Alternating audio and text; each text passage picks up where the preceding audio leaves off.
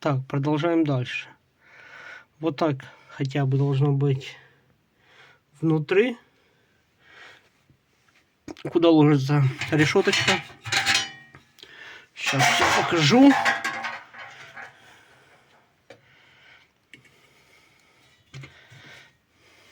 Так, сейчас я боковушки протру, что я не протер.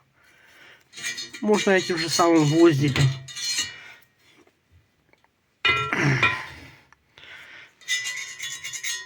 Да, чуть-чуть есть пепел, надо его убрать. Вот, тяжеленькая. Так.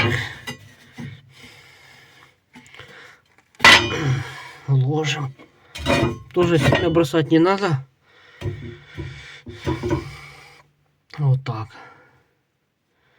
Я немножко уронил, потому что можно чего-нибудь побить. Так, вставляем. Эту я почистил. Куда зола падает. И смотрите, как она четко стала сейчас. То есть зазор.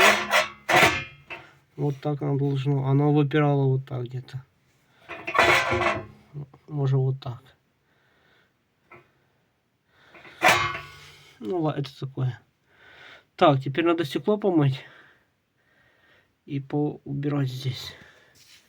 Потому что это пепел тоже не должен быть.